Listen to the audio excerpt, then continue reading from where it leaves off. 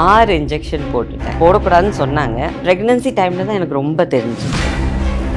2 monthsல abroad போறீங்களா? ஆமாடா, அதுதாங்க ஒரே கவலையாக இருக்குது. என்ன பண்ண போகிறேன்னு தெரியல. Hola! Bali starts from rupees 22,999 only with GT Holidays. Newly launched Vivo V40 series now available at Purvika. Visit your nearby Purvika showroom. சீரியல்ல நீங்க நல்லவங்களா கெட்டவங்களா? நல்லவங்களா கெட்டவங்களான்னு எங்களுக்கே தெரியல. நீங்கள் கொஞ்சம் அட்வைஸ் பண்ணக்கூடாதா விஜயாவுக்கு அப்படின்னா, அப்போ நல்லவங்கன்ற ரொம்ப ஒல்லியாக இருந்தேன். அப்போ சொன்னாங்க கொஞ்சம் பப்ளியாக இருந்தால் நல்லாயிருக்கும், கொஞ்சம் இன்ஜெக்ஷன் போட்டிங்கன்னா கொஞ்சம் இதுவாக இருக்கும், நமக்கு அப்போ ஆக்ட் பண்ணணும். 6 இன்ஜெக்ஷன் போட்டுட்டேன். போடக்கூடாதுன்னு சொன்னாங்க. ப்ரெக்னன்சி டைமில் தான் எனக்கு ரொம்ப தெரிஞ்சிச்சு. தயவு செஞ்சு இந்த தப்பு பண்ணாதீங்க. கொடி பறக்குது அது ரஜினி சார் கூட தான் பண்ணேன். ஏன்னா அது எனக்கு ரொம்ப பிடிக்கும் அந்த படம். நமக்கு வந்து Rajini sir combination, Bharathi Raja sir இருக்கார். போய் சொன்னால் பரவாயில்ல, போய் சொல்லி நடிச்சுக்கலாம், அப்புறம் பார்த்துக்கலாம் அப்படின்னு சொல்லிட்டு. அப்புறம் தெரிய வந்துச்சு. அப்போ சார் சொன்னார், ஏன்னா டெய்லி நான் போனோன்னு அவர் காலை தொட்டு கும்பிடுவேன். டெய்லி வந்து என் காலில் விழறா. ஒரே ரத்தம், அது என்னுடைய கிஃப்ட் தான். ஸ்டாலின் சார் அதில் நடிச்சிருக்காரு. அவருக்கும் அந்த ஒரு சின்ன ஒரு பயம் இருக்கும். ஐ மீன் ஃபர்ஸ்ட் படம் அப்படின்றதுனால பாட்டு ஒன்று இருக்கும். அது பண்ண உடனே கலைஞர் சார் கூப்பிட்டு, நீங்கள் கொஞ்சம் என்ன 2 monthsல அப்ராட் போறீங்களா? ஆமாடா, யாருக்கும் சொல்லலை, நான் உனக்கு மட்டும்தான் சொல்லியிருக்கேன். சீரியல்ல அதுதான்டா ஒரே கவலையாக இருக்குது. என்ன பண்ண போகிறேன்னு தெரியல.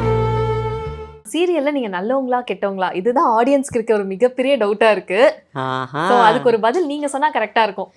நல்லவங்களா கெட்டவங்களான்னு எங்களுக்கே தெரியல. ஏன்னா அது வந்து சஸ்பென்ஸாக தான் வச்சுருப்பாங்க. அவங்க ஒரு நிமிஷமும் நாங்கள் கேட்டால் கூட சொல்ல மாட்டாங்க. ஏன்னா நாங்கள் அப்புறம் எல்லாருக்கிட்டையும் சொல்லிடுவீங்க, சஸ்பென்ஸ் போயிடும். அதனால் இப்போ வரைக்கும் எல்லாரும் நல்லவங்க தான் சொல்லிட்டு இருக்காங்க. அப்படியே மெயின்டைன் ஆகி போயிட்டு இருக்கு. ஓகே, உங்களோட கேரக்டர் மட்டும் சம்டைம்ஸ் இப்படி சம்டைம்ஸ் அப்படி அந்த நல்லவங்களா கெட்டவங்களா அந்த மோட்லயே போயிட்டு இருக்கு இல்லையா? ஆடியன்ஸ் எப்படி ரிசீவ் பண்ணிக்கிறாங்க உங்களை பாக்குறப்போ? என்ன இது வரைக்கும் வெளியில் ஆடியன்ஸ் பார்க்கும்போது எல்லாருக்கும் ரொம்ப பிடிச்சிருக்கு. நீங்கள் கொஞ்சம் அட்வைஸ் பண்ணக்கூடாதா விஜயாவுக்கு அப்படின்னா, அப்போ நல்லவங்கன்ற இதில் தான் போயிட்டுருக்கு. குட்டி குழந்தைங்களுக்கும் ரொம்ப பிடிச்சி, எனக்கு ஒரு காமெடி டச் இருக்கு இல்லைங்களா, அதனால அப்படி போயிட்டுருக்கு இப்போ. சூப்பர். ஸோ இது வந்து ஒரு நல்ல ரீச் உங்களுக்கு கிடைச்சிருக்கு. அண்ட் ஸ்டார்டிங்கில் சினிமாவில் நீங்கள் எந்த வயசில் உள்ளே வந்தீங்க மேம்? 12 years இருக்கும். 12 வயசுல? ஆமாம். நாகேஷ் சாருக்கு தத்து பெண்ணா ஒரு இதில் மூவியில் பண்ணேன். பட் அது ரிலீஸ் ஆகலை. ஓகே. அதுக்கப்புறம் தேவியின் திருவிளையாடல்னு சொல்லிட்டு மனோரமா ஆட்சியோடைய டாட்டராக பண்ணேன் ஃபர்ஸ்ட் மூவி. அது ரிலீஸ் ஆச்சு. ஆனால் இப்போ ஒரு ஃபர்ஸ்ட் படமே ரிலீஸ் ஆகலை அப்படின்றப்போ அந்த டைமில் அது கொஞ்சம் ஹர்ட்டாக இருக்கும்ல? ஆமாம், கொஞ்சம் டிசப்பாயிண்டடாக இருந்தது. இன்னும் இது ஃபர்ஸ்ட் படம் நம்ம பண்ணி, ஆனால் அந்த குட்டி வயசில் அது தெரியல, உடனே இந்த சான்ஸ் வந்ததுனால அது கவர் ஆயிடுச்சு. ஓகே. ஸோ எந்த மாதிரி மேம் உள்ளே போனீங்க? ஆடிஷன்ஸ் அந்த மாதிரியா இல்லை? ஆக்சுவலி எனக்கு வந்து ரொம்ப இன்ட்ரெஸ்ட் வந்து ஸ்ரீதேவி மேமை பார்த்து தான். எனக்கு ரொம்ப பிடிக்கும். அவங்க எங்களுடைய ஃபேமிலி ஃப்ரெண்டு மாதிரி. அப்போ எங்கள் பெரியப்பா டைரக்டராக இருந்தார். அவர் கன்னடா மூவிஸ் பண்ணியிருக்காரு. அப்போ அவர் மூலயமா நான் சொன்னேன், பெரியப்பா ஐ வாண்ட் டு ஆக்ட், எனக்கு ரொம்ப பிடிக்கும் அப்படின்னு சொல்லிட்டு. அவருக்கு Shankar Ganesh sir music director தெரியும். அவர் இன்ட்ரடியூஸ் பண்ணி விட்டார். அப்போ என்னென்னா ஃபோட்டோஸ் எல்லாம் எடுத்துகிட்டு ஸ்டுடியோவில் போய் வெயிட் பண்ணுவோம். அப்போ ப்ரொடியூசர்ஸ் எல்லாம் வருவாங்க இல்லைங்களா, மியூசிக் டைரக்டர்ஸ் பார்க்குறதுக்கு. அங்கே ரெக்கார்டிங்லாம் நடக்கும்போது வெயிட் பண்ணி அப்படி பார்த்து மலையாளம் சான்சஸும் கிடச்சிச்சு. ஸோ மலையாளம் சவுத் ஃபுல்லாகவே கலக்கிட்டீங்கன்னு சொல்லலாமா? எக்ஸப்ட் ஹிந்தி, இந்த 4 லாங்குவேஜ் சவுத் ஃபுல்லாகவே. சூப்பர். ஆக்சுவலி அந்த டைமில் வந்து ஒரு பீக்கில் இருந்தீங்கன்னு தான் சொல்லணும். ஆமாம். எனக்கு வந்து பார்க்குறப்போ நல்லி மேம்க்கும் உங்களுக்கும் வந்து ஒரு கன்ஃபியூஷன் இருக்கும் எனக்கு பார்க்குறப்ப, சின்ன வயசில் டிவியில் பார்க்குறப்ப. வேற யாராவது சொல்லியிருக்காங்களா அந்த மாதிரி? ஆமாம், நிறைய பேர் சொல்லியிருக்காங்க. ஆக்சுவலி ஒரு கிரேசியான ஃபேன் மூமெண்ட்னா அந்த டைமில் எல்லாருக்கும் ரொம்ப அது அப்பெல்லாம் உங்களுக்கு இந்த மாதிரி மீடியாஸ் எல்லாம் இல்லை. அதனால தான் கேட்குறேன், நேரில் எப்படி ரியாக்ட் அவங்க பண்ணுவாங்க? ரொம்ப அப்படியே யார் கடவுளை பார்த்த மாதிரி பார்ப்பாங்க. நம்மளும் சாதாரண மனுஷன் தானே அப்படின்னு சொல்லிட்டு அவங்களுக்கு மேகசின்ஸ்லாம் அப்போல்லாம் மேகசின்ஸ் அந்த மாதிரி தான் வரும் இல்லையா, அட்டைப்படம் அந்த மாதிரி. அப்புறம் பாம்பே டைங் கேலண்டர்ஸ், அதெல்லாம் தான் பப்ளிசிட்டி எங்களுக்கு. நேரில் பார்க்கும்போது இவங்கள நம்மளை பார்த்தா கொஞ்ச நேரம் அவங்க பேசவே மாட்டாங்க. அதுக்கப்புறம் பேசி சைன்லாம் வாங்கி ஆட்டோகிராஃப்லாம் வாங்கி, அப்போ மொபைல்ஸும் கிடையாது அவங்களுக்கு ஃபோட்டோ எடுக்கிறதுக்கும். எனக்கும் அந்த மாதிரி சந்தர்ப்பம் நிறைய அமைஞ்சிருக்கு. எனக்கு ஆசைப்பட்ட ஆர்டிஸ்ட் நான் பார்க்கும்போது எடுக்க முடியாது. அப்படி கூட அந்த மாதிரி ஃபோட்டோ மிஸ் ஆயிடுச்சு அப்படின்னு ஃபீல் பண்ணுறதுனா? சிவாஜி சார் கூட ஃபோட்டோ எடுத்திருக்கேன். பட் அது அன்னைக்கு கிடைக்கல. என்கிட்ட மொபைல் இருந்திருந்தா நான் என் கையில் எடுத்திருப்பேன் அந்த மாதிரி. Okay super. ஸோ நீங்க வந்து ரொம்ப நாள் இவர் கூட நான் நடிக்கணும்னு ஆசைப்பட்டு சான்ஸ் வந்தது பட் மிஸ் ஆயிடுச்சுன்னா யாரு? அந்த மாதிரி நடிக்கணும்னு சுரேஷ் சார். சுரேஷ் சார் நான் இப்போ ஹீரோயினாக பண்ணிட்டு இருக்கும்போது சான்ஸ் வந்து மிஸ் ஆயிடுச்சு. Okay super ma'am. ஸோ தொடர்ந்து இந்த மாதிரி நிறைய பண்ணிட்டே இருக்கப்ப இடையில ஒரு பிரேக் எடுத்தீங்க இல்லையா? அந்த பிரேக் டைம்ல நிறைய மூவி ஆஃபர்ஸ் வந்திருக்கும். ஆமாம், வந்திருக்கும். ஸோ என்னென்ன படங்கள்லாம் வந்தது அந்த டைம்ல? எல்லா 4 லாங்குவேஜும் பண்ணிட்டு இருந்தேன் இல்லையா? எல்லா லாங்குவேஜும் வந்தது. பட் அதனால் கல்யாணம் ஆகி போனதுனால என்னால் வந்து நடிக்க முடியல அங்கேருந்து. ஓகே. ஸோ அந்த டைம்ல நீங்க ஒரு விஷயம் சொல்லியிருந்தீங்க, அதாவது நான் ஒல்லியா இருக்கனே அப்படின்னு சொல்லி இன்ஜெக்ஷன் எடுத்தது வந்து ஆமாம், அது நிறைய பேர் அதுக்கப்புறம் டிஸ்கஸ் பண்ணியிருந்தாங்க. அந்த டைம்ல பாடி ஷேமிங் அந்த மாதிரி விஷயங்கள் இருந்ததா இண்டஸ்ட்ரியில? ஒல்லியாக இருக்கும்போது இல்லை அதுக்கப்புறமா? ஒல்லியா இருக்கும்போது நீங்க அந்த இன்ஜெக்ஷன்ஸ் எடுத்தேன்னு சொன்னீங்க இல்லையா? ஆமாம். ஸோ எதனால உங்களுக்கு அந்த எண்ணம் வந்தது? அதுதான் நான் ரொம்ப ஒல்லியாக இருந்தேன். அப்போ சொன்னாங்க மலையாளத்துலலாம் கொஞ்சம் பப்ளியாக இருந்தால் நல்லாயிருக்கும் அப்படின்னு சொல்லவுடனே சரி நான் யாரோ சஜஸ்ட் பண்ணாங்க. அப்போ கொஞ்சம் இன்ஜெக்ஷன் போட்டிங்கன்னா கொஞ்சம் இதுவாக இருக்கும் அப்போல்லாம் தெரியாது. ஓகே. போட்டால் என்ன எஃபெக்ட் பின்னாடி வரும் நமக்கு அப்போ ஆக்ட் பண்ணணும். ஏன்னா என்னுடைய எய்மே ஆக்ட் பண்ணணும். ஆமா. அதனால சரின்ட்டு ஒரு 6 இன்ஜெக்ஷன் போட்டுட்டேன். ஓகே. அதுக்கப்புறம் சரி விட்டாச்சு. கொஞ்சம் நல்லா கொஞ்சம் அந்த இது தெரிஞ்சது. ஹீரோயினாவும் ஆயிட்டேன். தெலுங்குல மலையாளத்தில் எல்லாம். ஓகே. பட் இருந்தாலும் அந்த ஒரு பயம் இருந்தது. பயம் அந்த சமயத்தில் எனக்கு தெரியல. அம்மாவுக்கும் அவ்வளோ ஆமாம் நமக்கு சரி கொஞ்சம் குண்டாவாங்கன்னு சொல்லும்போது ஓகே போட்டுடலாம். ஆனால் டாக்டர்ஸ் வந்து அந்த சைடு எஃபெக்ட்ஸ் பற்றி ரொம்ப டீட்டெயில்டாக சொல்லியிருப்பாங்களே. ஏன்னா இப்போயுமே சில ட்ரீட்மெண்ட்ஸ் எல்லாம் இன்னும் போயிட்டு தான் இருக்குது. நம்ம வந்து ஒரு க்ளோ ஆகணும் அப்படின்ற ட்ரீட்மெண்ட்ஸ் எல்லாம் இன்னும் எடுத்துட்டு இருக்காங்க. ப்ளஸ் ஃபிசிக்கலாக நம்ம அப்பியரன்ஸ் மாற்றணுன்றதுக்காகவும். ஸோ இப்போ வரைக்குமே அந்த ஒரு எண்ணங்கள் இருந்துட்டு தான் இருக்குது சில பேருக்குள்ள. ஸோ சைடு எஃபெக்ட்ஸாக உங்ககிட்ட என்னென்ன விஷயங்கள்லாம் எக்ஸ்பிளைன் பண்ணாங்க? அவங்க அப்போ அந்த அளவுக்கு ஒன்றும் சொல்லலை. கொஞ்சம் லேட்டரான் தான் தெரியும் உனக்கு, ஆனால் இது போடக்கூடாதுன்னு சொன்னாங்க. பட் எனக்கு ஹீரோயினாக ஆகணும் அந்த அந்த சமயத்தில் நான் போட்டால் தான் வர முடியுன்றதுனால ரிக்வெஸ்ட் பண்ணி நான் போட சொன்னேன். ஓகே. பட் அதுக்கப்புறம் நீங்கள் நிறைய பேருக்கு சொல்லியிருப்பீங்கல்ல இல்லை இது எடுக்க வேண்டாம்? ஆமாம், ஏன்னா ப்ரெக்னென்சி டைமில் தான் எனக்கு ரொம்ப தெரிஞ்சிச்சு. நான் சொன்னேன் தயவு செஞ்சு இந்த தப்பு பண்ணாதீங்க, அது ஆட்டோமேட்டிக்காக உங்களுக்கு வேறு டயட்டில் ஏதாவது நீங்கள் பண்ணி இது பண்ணிக்கோங்க அப்படின்னு. ஓகே. அந்த ஒரு ரிக்ரெட் இருக்கு இல்லையா இன்னும்? ஆமாம். ஓகே. ஸோ தொடர்ந்து நிறைய படங்கள் நீங்கள் பண்ணிட்டு இருக்கப்போ ரஜினி சாருடைய ஒரு படம் பாரதி ராஜா சார் கிட்ட வந்து ஸ்டார்டிங்கில் வந்து பொய் சொல்லியிருந்தீங்களாமே? ஆமாம், அது இல்லை எல்லாம் தெரிஞ்சிட்டு வளையல் சத்தம் நான் ஹீரோயினாக முரளி சார் கூட ஆல்ரெடி பண்ணிட்டேன். பண்ணதுக்கப்புறம் மேனேஜர் சார் சொன்னார் நீங்கள் வந்து ஹீரோயினாக நடிச்சிருக்கீங்கன்னு சொன்னால் சார் வந்து எடுத்துக்க மாட்டார், அவர் வந்து அநேகமாக நியூ கேர்ள்ஸ் அந்த மாதிரி தான் பார்ப்பாரு, நீங்கள் சொல்லாதீங்க அப்படின்னு சொன்னார். சரி சரி நமக்கு வந்து Rajini sir combination, Bharathi Raja sir இருக்கார், சரி பரவாயில்ல போய் சொன்னால் பரவாயில்ல போய் சொல்லி நடிச்சுக்கலாம் அப்புறம் பார்த்துக்கலாம் அப்படின்னு சொல்லிட்டு அப்புறம் தெரிய வந்துச்சு. அப்போ சார் சொன்னார் ஏன் நீ சொல்லவே இல்லை அப்படின்னு சொன்னார்.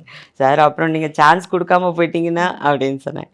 ஓகே ஓகே அப்படின்னு அதுக்கப்புறம் எனக்கு தெலுங்குல ஹீரோயினா சான்ஸ் கிடைச்சது. ஓகே. ஸோ ரஜினி சார் கிட்ட அப்புறம் பாரதி ராஜா சார் கிட்ட வந்து கிடைச்ச ஒரு மறக்க முடியாத அப்ரிஷியேஷனா? அது நான் இந்த சீன்லாம் பண்ணிட்டு வந்து ரிலாக்ஸ்டாக உட்காரும் போது ரஜினி சார் சொல்வார், பாரதி ராஜா சார் சொன்னார் ரொம்ப நல்லா நடிச்சிருக்கீங்க அப்படின்னு. நான் சொன்னேன் சார் சொல்லி கொடுத்தது அப்படியே பண்ணுறேன் நான். அதில் எனக்கு அப்படியே ஒரு நடுக்கமாக இருக்கும். ஏன்னா சார் முன்னாடி நம்ம உட்காந்துட்டு இருக்கோம், நடுக்கமாக உட்கார நான் நின்றுட்டே இருப்பேன், உட்கார சொல்வார், உட்காருமா பரவாயில்ல அப்படின்னு. அப்படியே நல்ல பேர் எடுத்துட்டோம் நம்ம அப்படி.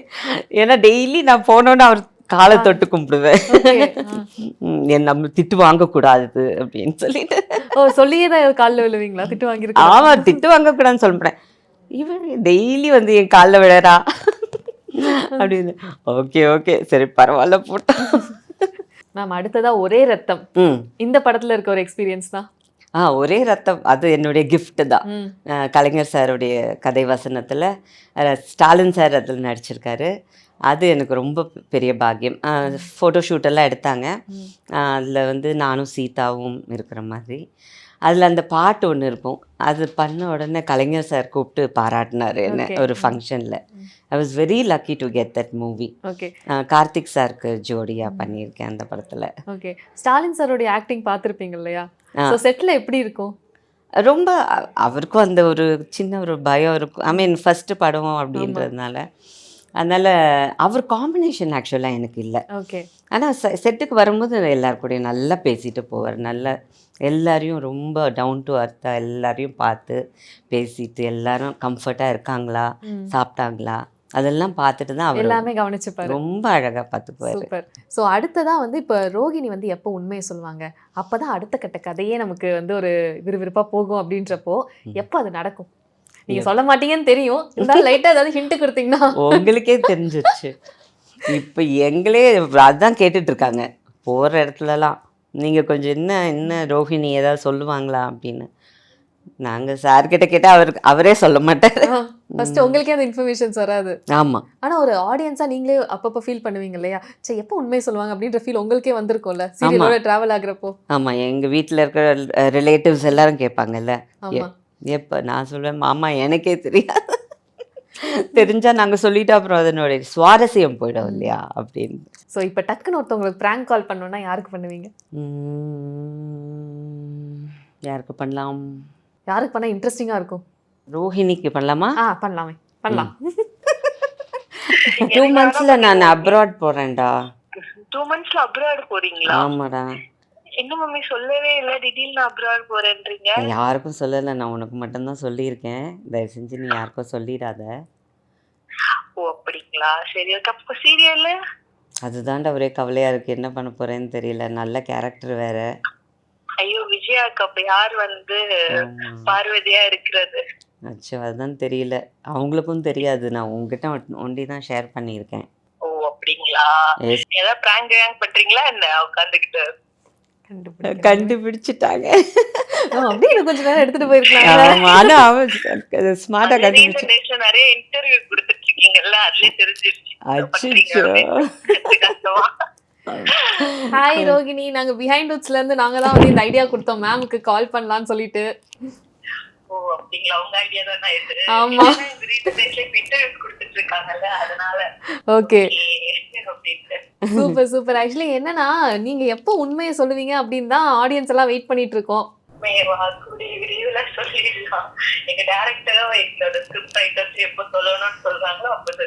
அதேதான்டா நானும் சொன்னேன், அதேதான். எவ்வளவு கேட்டாலும் அதே தாங்க சொல்றாங்க. ஆமா, ஏன்னா நம்மளுக்கு நிஜமா தெரியாது இல்லையா. ஓகேடாமா, தேங்க்யூ. ஷூட் இருக்கு. Okay, bye bye. Thank you Rohini, thank you so much. So நீங்கள் வந்து ஒரு இடத்துல சொல்லியிருந்தீங்க, அதாவது நீங்கள் ரொம்ப ஏர்லியாக சினிமாவுக்கு வந்தனால ஸ்கூலிங் அவ்வளோவா கண்டினியூ பண்ண முடியல அப்படின்றது சொல்லியிருந்தீங்க. என்னைக்காவது அந்த ஒரு மிஸ் பண்ணுற ஃபீல் இருந்திருக்கா? இருந்திருக்கு, ஆனால் நடிக்கணுன்றதுனால அப்போ தெரியும். நம்ம நடிக்கணும், அதுதான் ஃபர்ஸ்ட்டு. டீச்சர்ஸ் எல்லாம் கொஞ்சம் கோஆப்ரேட் பண்ணாங்க நல்லபடியா. ஓகே. படிப்பு அப்போ முக்கியமாக தெரியல, ஆக்டிங் தான் முக்கியமாக தெரிஞ்சிச்சு. அதனால அது தேவையான அளவு படிச்சுக்கலாம், அப்புறம் பார்த்துக்கலாம் அப்படின்னு விட்டுட்டேன். Okay, super. ஸோ இப்போ வந்து உங்கள் ஃபேமிலியில் உங்களுக்கு கொடுத்த ஒரு ரிவ்யூனா என்ன? இப்போ உங்கள் ஆக்டிங் பார்க்குறாங்கல்ல சிறகடிக்க ஆசையிலலாம், ஸோ உங்கள் வீட்டில் என்ன ரிவ்யூ அதிகமாக கொடுப்பாங்க? ஹஸ்பண்ட் அவருக்கு பிடிக்கும், ஆக்ட் பண்ணுறது ரொம்ப பிடிக்கும். அவர் ஒன்றும் சொல்ல மாட்டார். என் பையன்தான் என்ன சொல்லுவாங்க? நீ இப்படி பண்ணியிருக்கலாம், நீ அப்படி பண்ணியிருக்கலாம், நிறைய சஜஷன் சொல்லுவாரா? ஆமாம், இதில் உனக்கு லைட்டிங் சரியில்லை, அதில் இவ்வளோ மைன்யூட்டாக நோட் பண்ணுறாங்க லைட்டிங் சரியில்லைலாம் கூட. இப்போ தான் அதை நோட் பண்ணுறேன்னு சொல்ல, படம் ஏதாவது பாரு, நான் அதெல்லாம் பார்க்க மாட்டேன், எனக்கு தேவையில்லை அப்படின்னுவான். ஆனால் வெளியில் போயிட்டு ஃபேன்ஸ் எல்லாம் என்னை பார்த்து ஃபோட்டோ எடுக்கணும். அப்போ மம்மி ஏதோ ஆர்டிஸ்டாக இருக்கிறது படிச்சுட்டாங்க அப்படின்ற மாதிரி. நான் இப்போ காலர் இல்லைடா, இல்லாட்டி காலர் தூக்கி விட்டுருப்பேன். போகிற அடங்கு. ஆனால் இப்போ இந்த மாதிரி மைன்யூட்டாக நோட் பண்ணி கிரிட்டிசைஸ் பண்ணுறவங்க கிட்டேருந்து வர ஒரு காம்ப்ளிமெண்ட் தான் ரொம்ப ஸ்பெஷலாக இருக்கும். அந்த மாதிரி பாராட்டினது நிறைய பேர் பாராட்டி இருக்காங்க. இல்லை சன் கிட்ட இருந்து சன் கிட்ட இருந்தா அவங்ககிட்ட இது வரைக்கும் வாங்கல. யோசிச்சிருப்பீங்களா அவர்கிட்ட இருந்து மட்டும் பாராட்டு வாங்கிடணும்னு இது வரைக்கும் ட்ரை பண்ணிட்டு இருக்கேன். ஓகே, இன்டர்வியூ பார்த்துட்டு பாராட்டுவார்னு நினைக்கிறேன். இது வரைக்கும் யோசிச்சு வச்சிருப்பாரு. அவன் சொல்லி அமிச்சான், என்னை பத்தி எதுவும் போய் சொல்லக்கூடாது சொல்லிட்டாங்களே. ஸோ நீங்க செட்ல இப்போ எப்படி மேம் பேலன்ஸ் பண்ணுவீங்க? பிகாஸ் நீங்க கண்டினியூஸா ஒரு 3 சீரியல்ஸ்ல ஒரே டைம்ல பண்றப்போ எப்படி அது பேலன்ஸ் பண்ண முடியுது? அது கொஞ்சம் கஷ்டம் தான். சில சமயம் ஒரே டேட்ல கேட்பாங்க, அப்ப ரிக்வெஸ்ட் பண்ணோம் நம்ம. இந்த மாதிரி காலையில ஒரு 1/2 hour.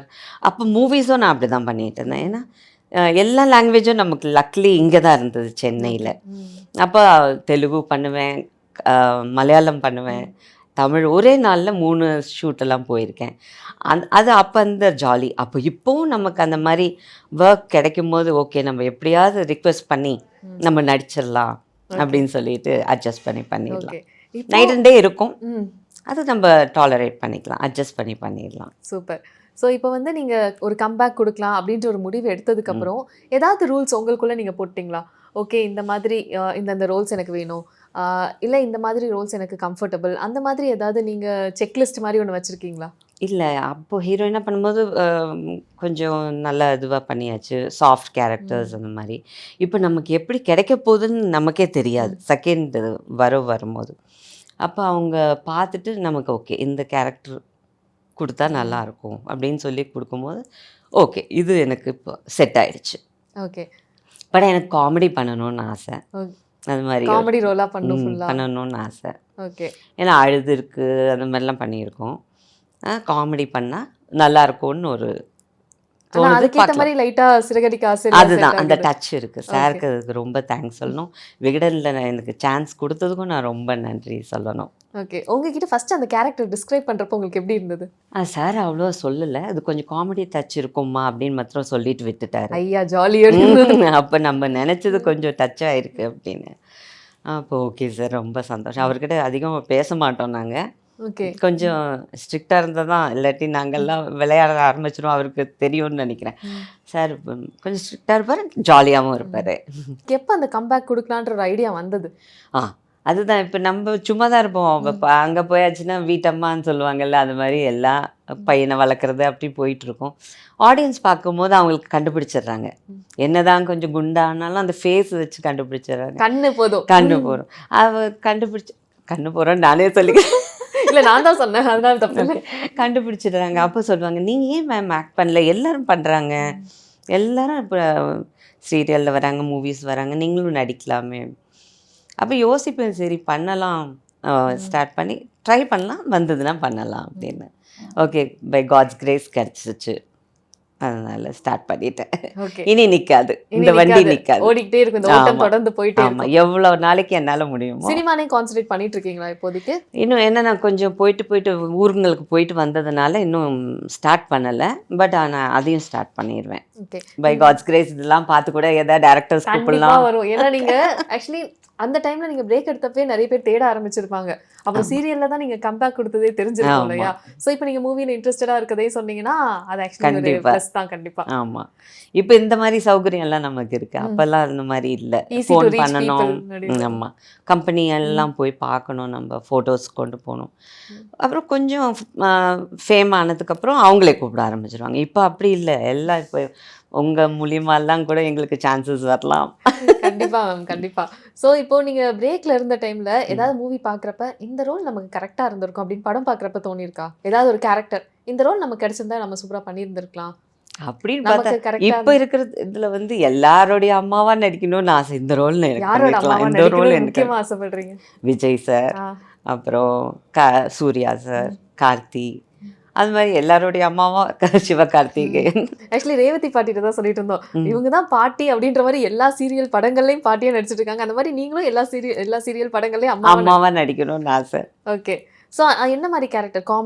காமெடி அம்மா மாதிரி? ஆமாம், காமெடி அம்மா மாதிரி ஸ்டார்ட் பண்ணல. ஆனால் ஒரு ஆர்டிஸ்ட்னா எல்லாம் பண்ணணும் கண்டிப்பாக. கொஞ்சம் காமெடியும் பண்ணலாம். எல்லாம் செட்டில் வந்து உங்களை நீங்கள் சீனியர் ஒருத்தர்கிட்ட வந்து லைட்டாக செல்லமாக திட்டிருக்காரு அப்படின்னு சொல்லிட்டு. அப்பா ஃபர்ஸ்ட் மூவி எனக்கு வளையல் சத்தம், எம்என் நம்பியார் சார். ஆமாம், போலீஸ் கெட்டப்பெல்லாம் போட்டு பயமாக இருக்கும். அப்போ அவர் டைலாக்லாம் நம்ம கொடுக்கும்போது பேசுறதுக்கு வராது. அப்போ சொல்லுவார், ஏம்மா ரொம்ப டென்ஷனாக இருக்கா, தண்ணி குடிச்சிட்டு பேசுமா, தண்ணி குடி அப்படின்னு சொல்லுவார்.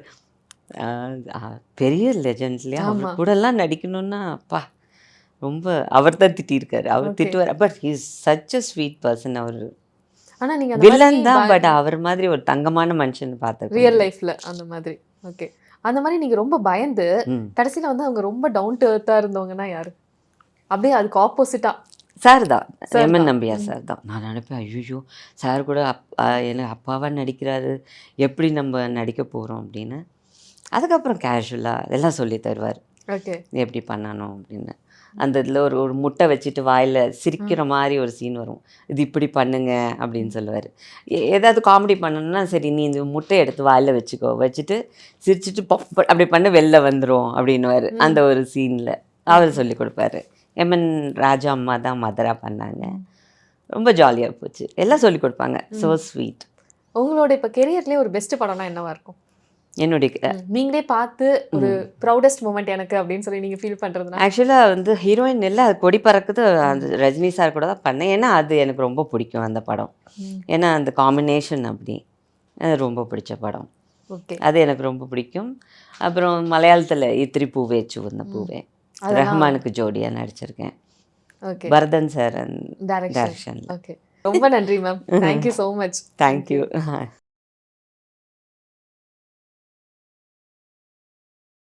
Hola! Bali starts from rupees 22,999 only with GT Holidays. Newly launched Vivo V40 series now available at Purvika. Visit your nearby Purvika showroom.